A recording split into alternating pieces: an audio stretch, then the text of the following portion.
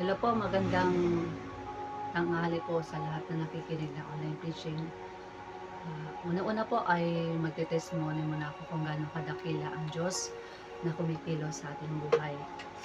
Ah, sa sakit karamdaman ko na naranasan na tinanggalan ako ng myoma noong 2000, last year.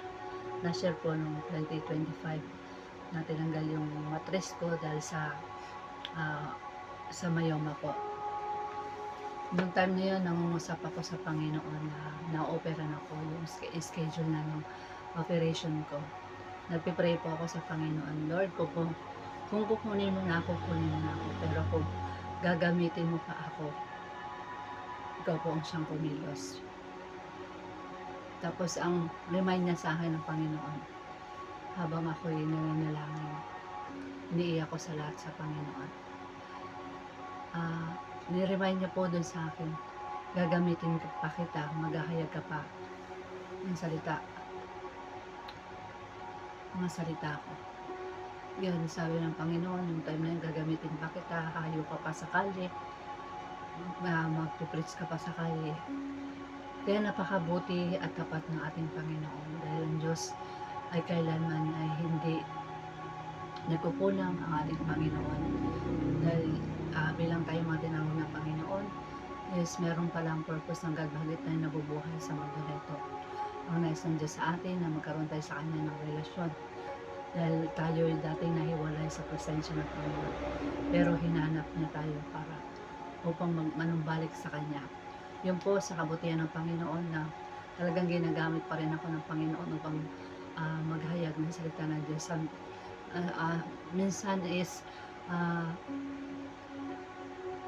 nawawala ako sa Panginoon kapag hindi ako nakakapaghayag ng salita ng Panginoon.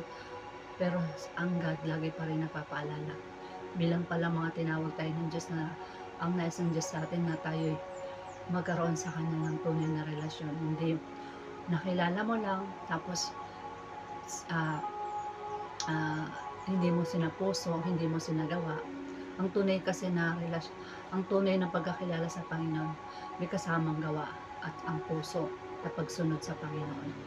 Yun po yung laging remind sa akin ng Panginoon na bilang tayo mga tinawag ng Panginoon, ang nais ng Diyos sa atin na tayo sumunod sa kalooban ng Diyos. Yun, hanggang sabi ko, Lord, pagalangin mo ako yung mga nararamdaman ko sa katawan ko, katulad kagabi. Grabe yung mapagpapanood ko ng online na sa JIL kasi dati po akong nasa JIL, almost 5 years ako sa JIL sa Lagro, kaya napakabuti ng Panginoon, nanonood ako kagabi. Talaga sabi ko, Lord, kung gagamitin mo pa ako, bigyan mo ako ng lakas. Kanina kasi yung topic nila doon about sa mga pinagaling ng Panginoon. Tayong lahat ay pinapagaling ng Panginoon kapag tayo lalapit sa Kanya at nananampalataya. Yun lang po ang mababahagi ko, ang maikli kong testimony kung gaano kadakila ang Panginoon na tumawag sa atin. Ang topic po natin sa araw na ito ay ang nawawalang salaping pilak. Yan po yung ating itatopic sa araw na ito. Babasahin po natin medyo mahaba po. Sa Lucas po, Lucas chapter 15, 18, Lucas 15 verse 8, 9 to 10. 8, 9 to 10 po. Sa Lucas po tayo Luke sa English, Luke chapter 15 verse 8, 9 to 10. Chapter 15 po hanapin po natin.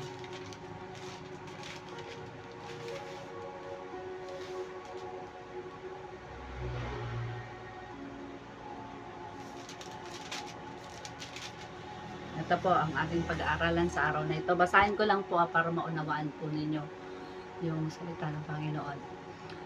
Luke chapter 15 verse 8, 9 to 10. Sa Tagalog, Lucas. Sabi dito, ang nawawalang at natagpo ang pilak. O kaya kung ang isang babae ay may 10 pilak at nawala ang isa. Ano ang gagawin niya? Hindi ba't magsisindi siya ng ilaw, wawalisin niya ang buong bahay, at hahanapin mabuti ang nawawalang pilak hanggang sa ito'y kanyang makita. Verse 9. Kapag nakita niya ito, aanyayahan niya ang kanyang mga kaibigan at mga kapitbahay at sasabihin sa kanila, makipagkaisa kayo sa akin, pagkat nakita ko na ang nawawala kong pilak. Verse 10, sinabi ko sa inyo, gayon man ang kagalakan ng mga anghel ng Diyos dahil sa isang makasalanang na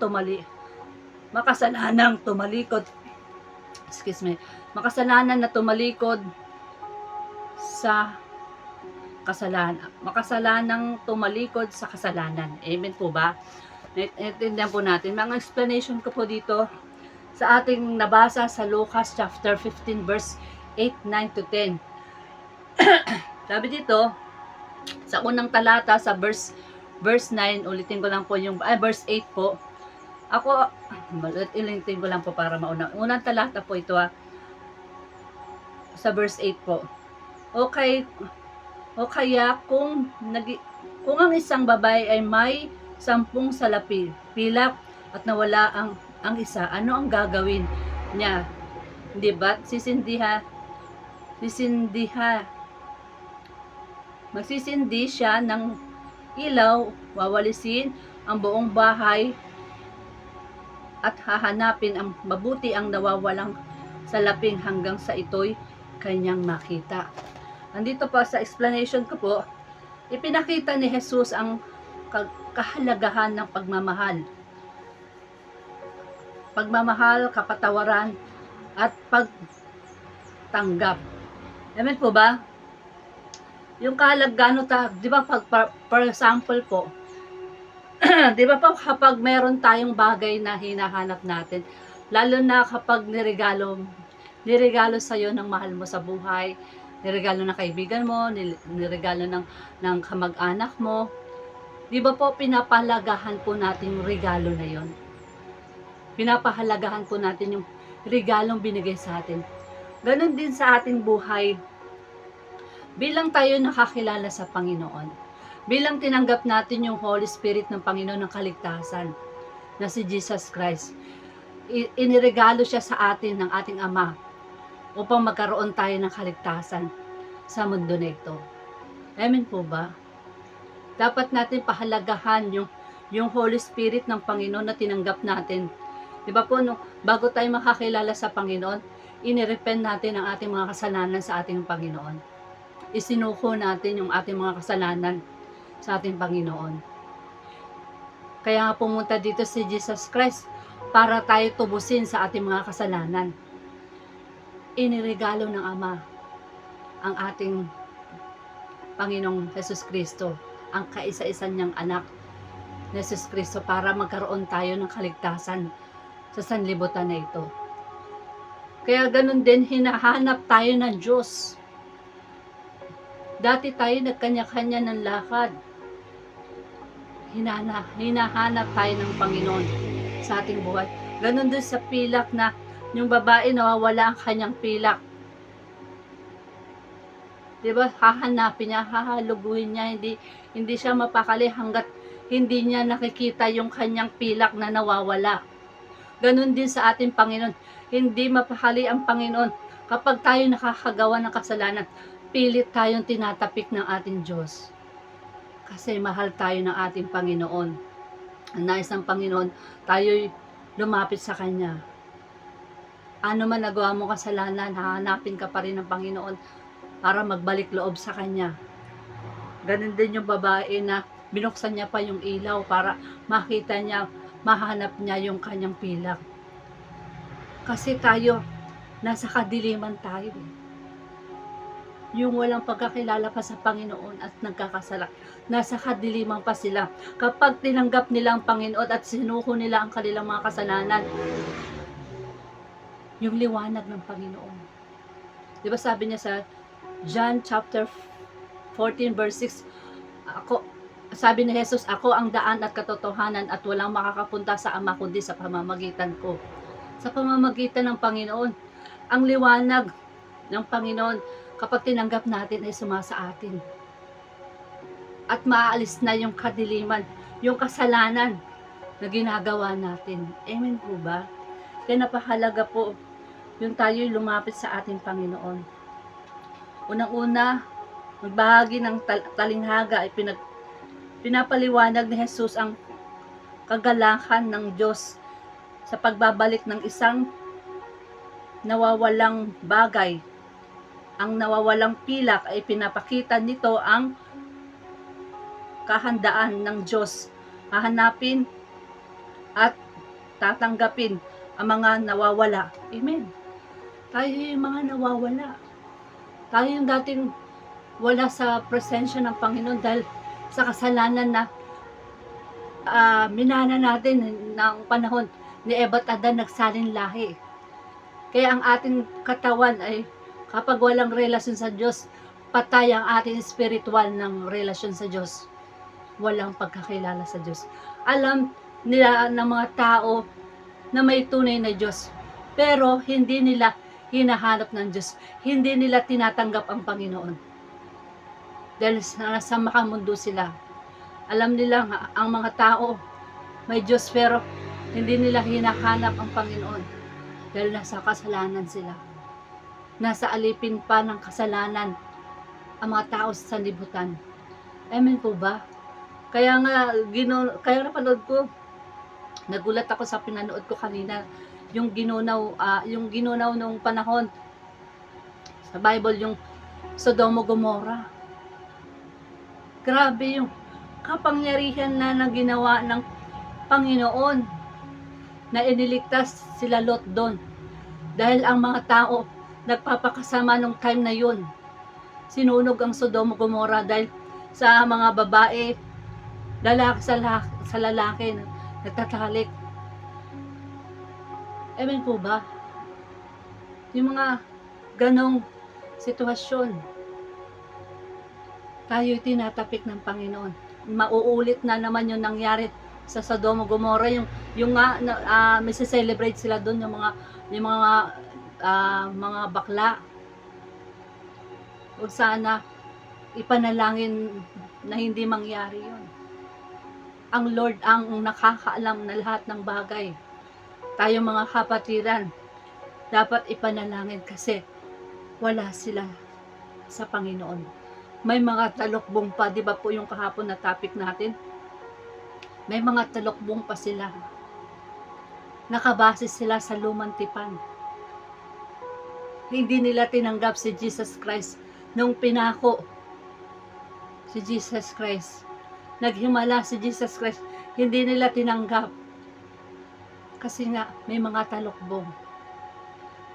Hindi nila hinahanap ang ating Panginoon. Kapatid, sa panahon ngayon, hanapin na natin ang ating Panginoon.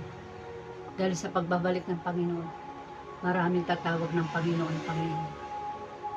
Pero sabi ng Panginoon, hindi ko kayo kilala, kayong mga gumagawa ng kasalanan. Kaya pinapalahanan tayo ng ating Panginoon kasi mahal tayo ng Diyos. Amen po ba? Dito po sa ikalawang binasa po natin, doon pa rin po tayo sa Lucas chapter 15, verse 9. Sabi po dito, kapag nakita na niya ito, aanyayahan niya ang kanyang mga kaibigan at mga kapatid at sasabihin sa kanila, makipagsaya kayo sa akin pagkat nakita ko na ang nawawala kong salaping pilak. Amen. Dito sa pangalawa na tong explanation dito,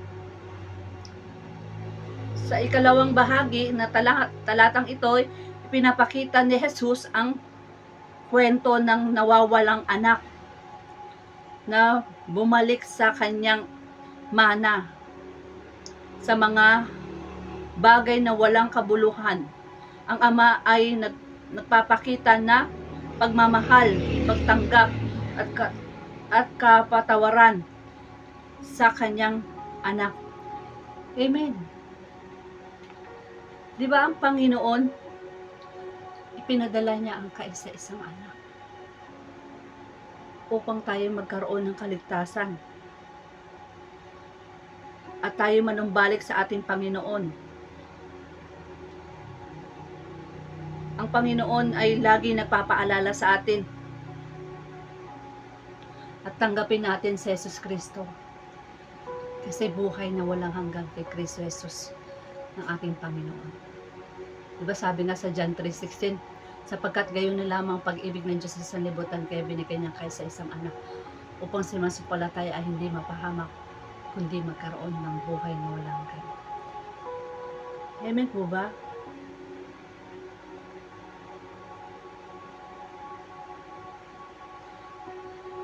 Tayo ay lumapit sa Panginoon. Di ba po sa Madibugo po, yung ang dalawang anak, kung napabasa niyo po yun sa Lucas chapter 15 verse 11, yung buong 29 nun,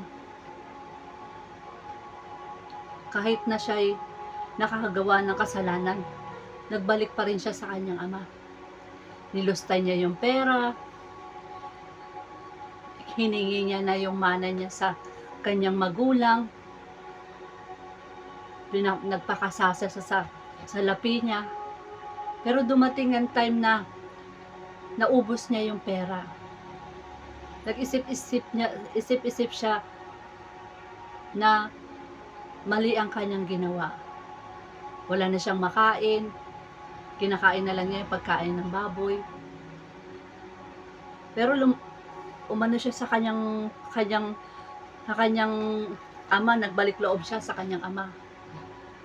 Sabi dito, pabasa ko rin po sa inyo na Lucas chapter 15 verse 19. Hindi pa ako dapat na tawaging anak ninyo, bilang lamang ninyo ako sa inyong mga alila. Wait lang. Ito pala, verse 17 po. Chapter 15 ng Lucas, verse 17. Ngunit ang napag-isip-isip niya ang kanyang ginawa at sinabi niya sa sarili, labis-labis ang pagkain ng alila ng aking mga ama, samantalang ako'y namamatay dito sa gutom.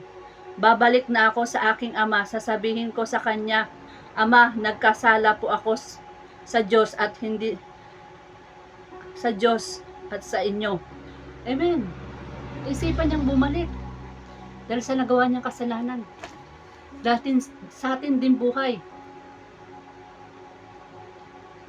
Lumapit tayo sa Panginoon at magsisi at magbalik loob sa Diyos. Kapatid, mahal ka ng Panginoon. Ano man nagagawa natin kasalanan, sa harap ng Panginoon tayo pinapatawad ng ating Panginoon. Ganon po tayo kamahal ng ating Diyos. Inaantay lang ng Panginoon na tayo magbalik loob sa Kanya. Amen po ba? Mahal na mahal tayo ng ating Panginoon. Amen po ba?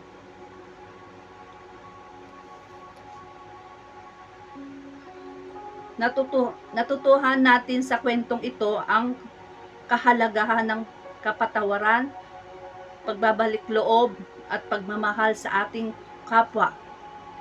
Amen po ba? Dapat nating tularan ang pagmamahal at pagpapatawad ng Diyos sa atin. Mga maling ginagawa upang tayo rin ay magawang magpatawad at magmahal na walang hanggan. Amen po ba? Sa kwento na ito, tayo'y humingi ng tawad sa ating Panginoon. Magmahal ng kapwa. Patawarin ng kapwa. Sabi nga ng Panginoon, kapag hindi tayo nagpapatawad ng ating kapwa, hindi rin tayo patatawarin ng ating Ama na nasa langit. Amen po ba? Ang pagpapatawad ay bukal sa puso natin. Hindi lang sa bunganga na sinabi mo, pinapatawad na kita sa mga kasalanan mo. Pero, yung pala yung ah, hindi sa isip mo pala, hindi mo pala, pag nakikita mo siya nagagalit ka. Hindi pagpapatawad yun, hindi dinala mo sa puso mo.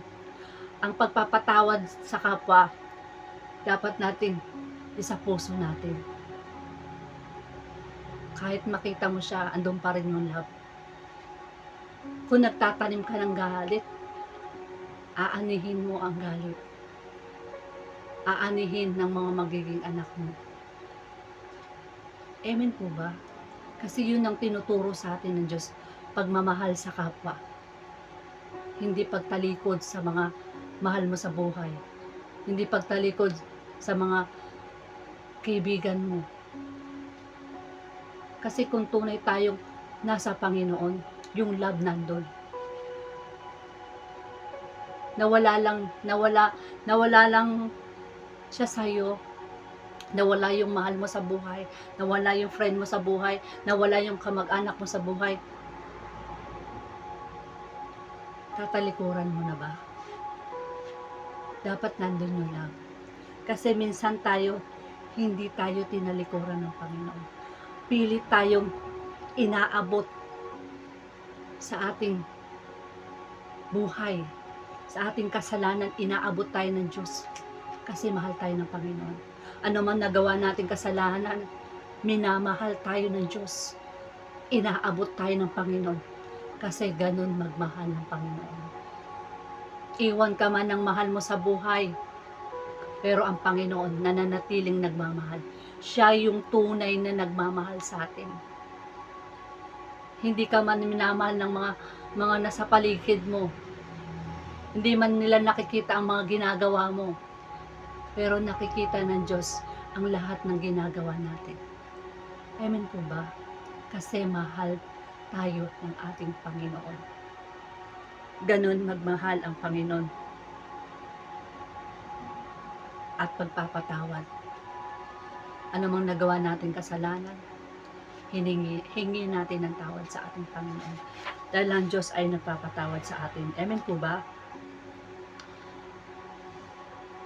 Dito, para kay Jesus, dapat na natin gawin ang pagbabalik loob sa Kanya. Magpakumbaba at magtanggap ng Kanyang pagmamahal at kaligtasan. Dapat nating sundin ang Kanyang mga aral at gawin ang mga mabubuting gawa sa ating kapwa upang ipakita nating ang pagmamahal at kabutihan ng Diyos sa ating buhay. Amen. Pagmamahal sa kapwa. Tayo tinutuwid tayo ng ating Panginoon. Pagmamahal sa kapwa. Diba? Love your enemy. Mahalin mo ang kaaway. Kahit anong hindi ka pinapansin, kahit anong masakit na salita, pero si God nakikita niya. Dun tayo ititesting ng Panginoon yung pananampalataya ba natin tunay. Sumusunod ba tayo sa kalooban ng Diyos? Amen. Dapat tayo sumunod sa kalooban ng Diyos. Pagmamahal sa kapwa. Kaya ako, ang panaparemind sa akin ng Panginoon, magkaroon ng gawain sa mga bata. Maraming bata dito sa lugar ng Banganuda. Pinaparemind sa akin ng Panginoon na lumabas ako kung sinong gusto sa mga bata. Ni-encourage ko po ang Banganuda, ang mga bata dito, kabataan, pag-aaral ng Bible School. Napakahalaga po ang pag-aaral ng Bible School para po paglaki nila may takot sila sa Panginoon. Hindi sila mapapariwala. Kaya habang bata pa ang iyong mga anak, ilapit niyo sa Panginoon. Amen po ba?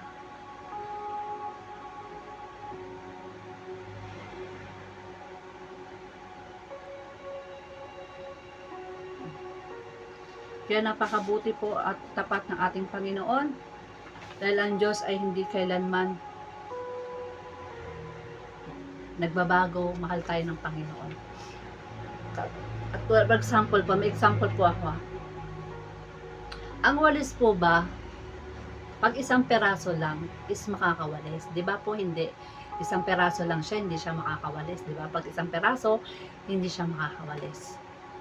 Pero kapag ang walis binugkos mo sa Tagalog, binugkos mo, pinagsama mo yung walis. Pag pinagsama mo ang walis, makakawalis.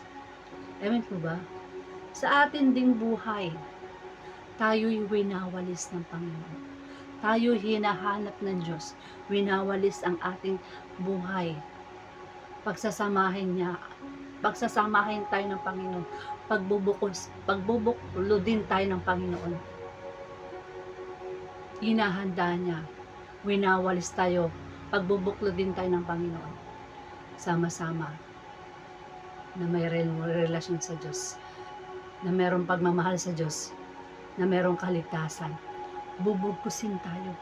Wawalisin tayo ng mga pagsubok. Wawalisin tayo sa mga sakit karamdaman. Sa mga problema. Wawalisin tayo ng Panginoon. Bubugkusin tayo para magbalik loob sa Kanya.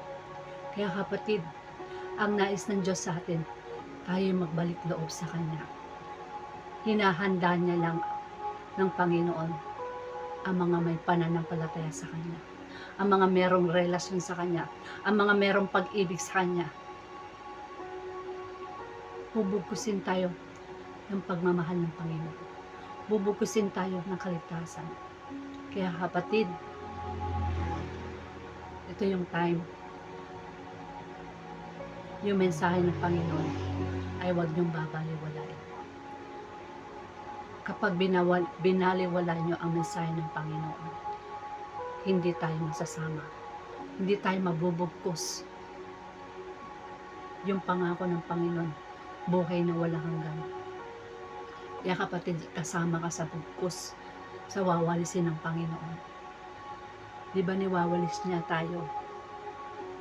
Wawalisin tayo ng Panginoon. Nililinisin tayo ng Diyos sa ating mga karumihan. Dahil tayo'y makasalanan sa mundo na ito. Walang taong perpekto, pero hinahanap tayo ng Diyos. Kasi mahal na mahal tayo ng ating Panginoon. Amen po ba? Ganun tayo kamahal ng Panginoon. Huwag tayong hihiwalay sa presensya ng Panginoon. Ano man pagsubok nararanasan mo, magpatuloy ka. Kasi yung pilak na nawawala ng babae, hinanap niya. Binuksan niyang ilaw.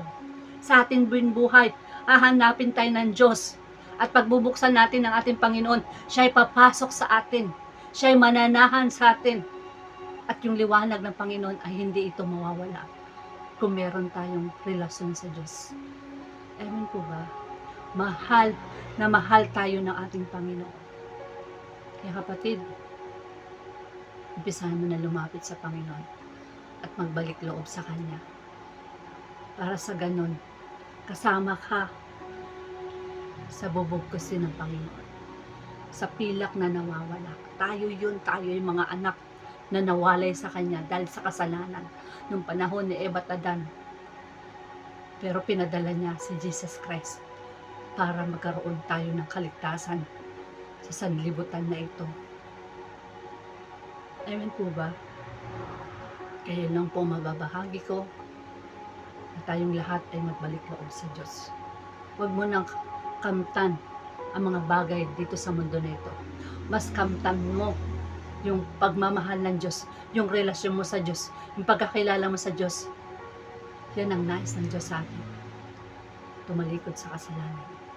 Ilan po, sa Diyos pa ang lahat ng kapurihan. Tayo ngayon na manalangin upang tayo ay gabayan ng ating Panginoon sa ating panalangin. Amang Diyos na makapangyarihan sa lahat, na may likha ng langit at lupa. Sa araw na ito, Father God, Ikaw ang dapat nahanapin ng lahat ng tao dito sa mundo na ito.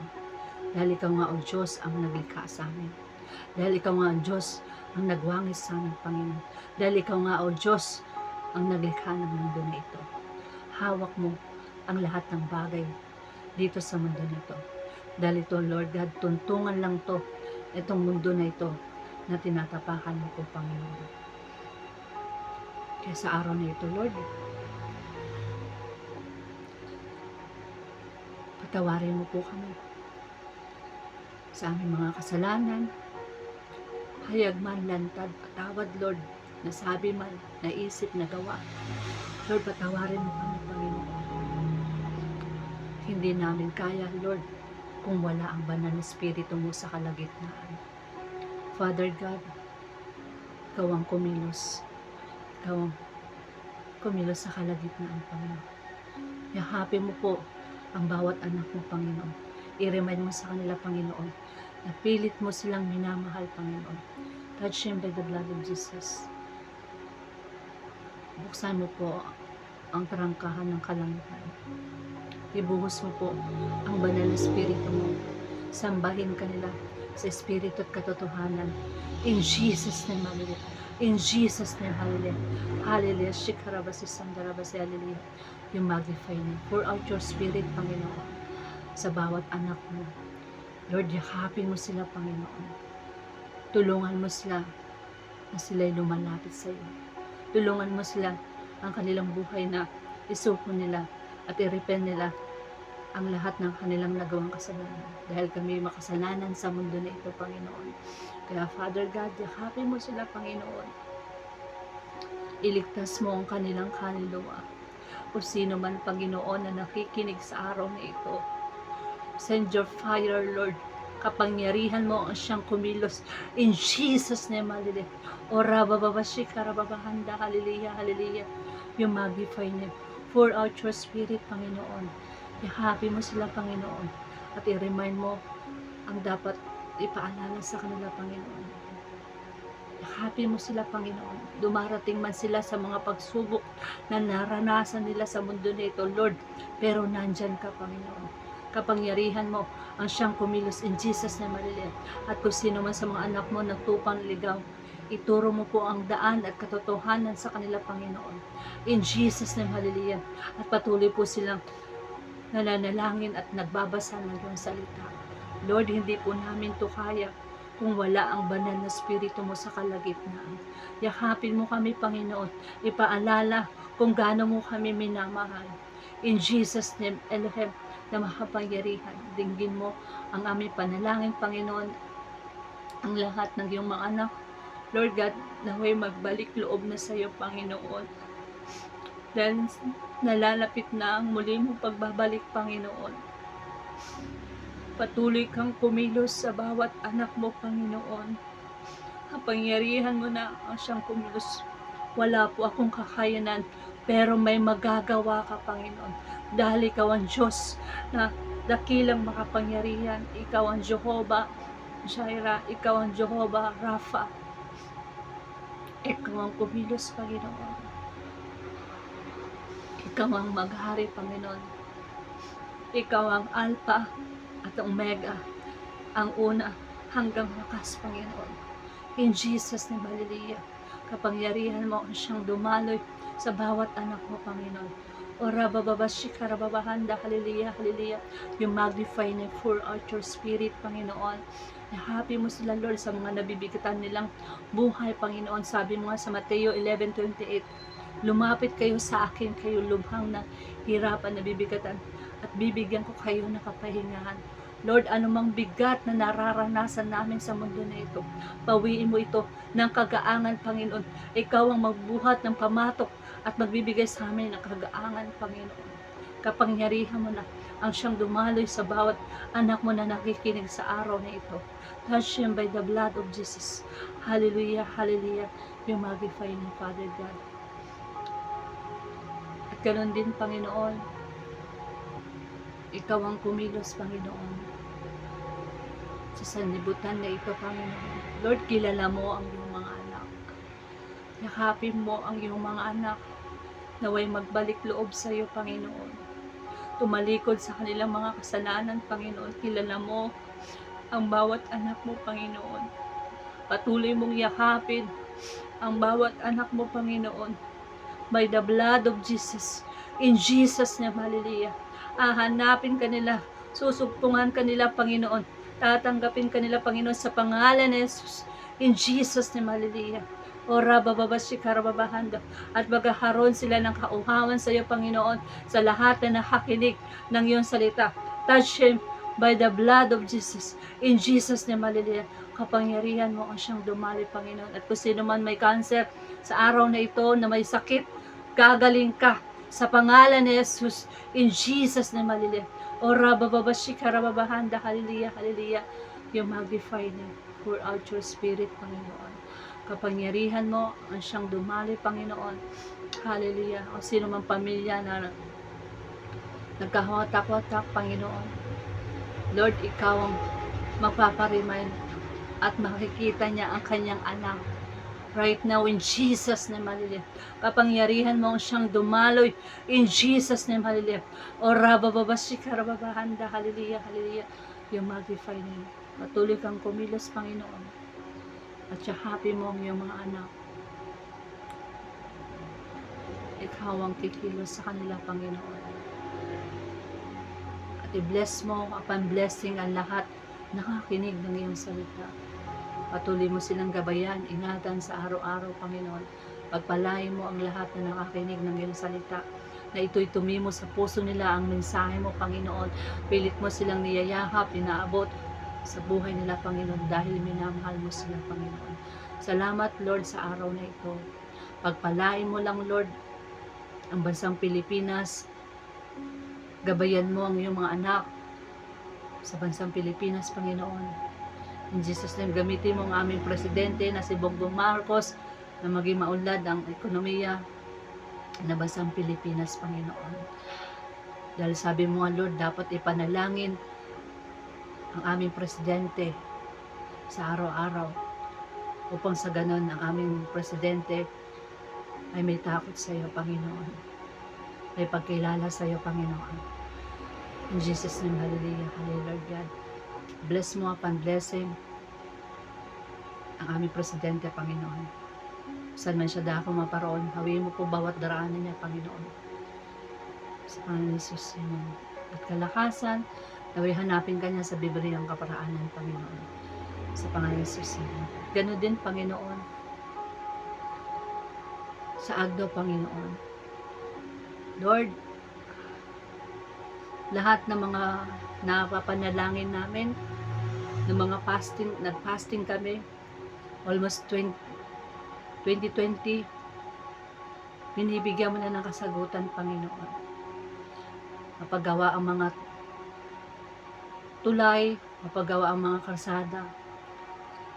Dalangin ko lang, Lord, continue na mapagawa ang lahat ng kalsada, tulay, at maabot pa ang iyong mga anak sa lugar na yun, Panginoon. I-bless mo ang pan-blessing ang Agno Pangasinan, Father God. Kapangyarihan mo siyang dadaloy. Aalisin mo ang mga hadlang na blessing sa Agno. In Jesus' name, hallelujah. O rabababashi karababahanda, hallelujah, hallelujah. You magnify name. Pour out your spirit, Panginoon. Pagpalain mo ang Agno, anumang pangangailangan ng Agno, isusupply mo po ito ng siksik, liglig na maapaw. At patuloy na ihayag ang iyong mga salita ng mga anak mo sa paglilingkod, Panginoon. Pagkakaisa, pagtutulungan, pagmamahalan, Panginoon. In Jesus' name, hallelujah. At patuloy, Father God, Amen, God. Patuloy po, Father God, nagabayan mo po ang aming mayor na si Jan Celeste, Panginoon. Bigyan mo siya ng kalakasan ng kanyang katawan. Palakasin mo po siya, Panginoon, sa araw-araw ng kanyang buhay. In Jesus' name, hallelujah, na ikaw ang kasama niya, Panginoon. At patuloy po siya magbasa ng iyong salita at kilalanin ka pa niya lubusan, Panginoon. I-remind mo sa kanya ito lahat, Panginoon. Ikaw ang kikilos, Panginoon.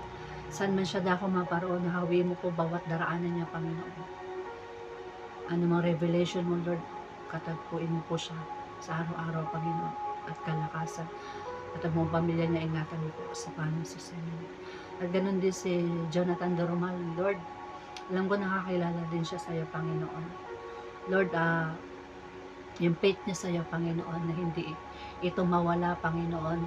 Patuloy mo siyang gabayan, ingatan ang buong pamilya niya. Protektahan mo po by the blood of Jesus, in Jesus name, hallelujah. Bigyan mo sila ng kalakasan ng kanilang katawan, ng buong pamilya niya, Panginoon. In Jesus name, hallelujah. Saan man siya dako makaroon, ligtas mo po sa araw-araw, Panginoon. Kapangyarihan mo ang siyang dadali, Panginoon. At lagi po siyang nananalangin sa iyo at lagi siyang magbasa ng iyong salita. Ito'y relasyon niya sa iyo, Panginoon. Pagbulay-bulayan ang iyong salita, Panginoon. Kaya Father God, ikaw po ang hipos sa kanya. Ingatan mo siya sa araw-araw, Panginoon. I-bless mo siya, pan-blessing, Panginoon, sa kanyang pangangailangan, Panginoon. Spiritually, physically, mentally, Panginoon. Jesus name, hallelujah. Na ikaw ang siyang kikilos, Panginoon. Provide mo ang lahat ng kanyang pangangailangan. Hallelujah, God. Ganun din, Lord, sa mga anak mo dito sa Agno, Panginoon. Lord, patuloy pong pagpalain ng Agno na ikaw ang magsusupply ng lahat ng pangangailangan, na magkaroon ng trabaho ang mga tao dito, Panginoon. Lord, magdadala ka ng mga manggagawa, Lord God, na magkaroon ng produkto dito sa Agno, Panginoon. Lord, gagamit ka ng tao, magkakaroon ng produkto dito sa Agno, Panginoon, upang ang mga tao dito walang trabaho ay magkakaroon. Sa iyo po namin ipinagkakatiwala ang lahat ng bagay dito sa Agno, Panginoon. I-bless mo upon blessing ang Agno, Panginoon, at kalakasan ng iyong mga anak, Panginoon. Salamat, Lord, sa araw na ito. Anumang nawalang lakas sa akin, Panginoon, muli mo itong balik, Panginoon, sa pangalan ni Jesus. God the Father, God the Son, God the Holy Spirit. Thank you so much in Jesus' name. Amen. Salamat po sa pakikinig ng Online Christian. God bless po.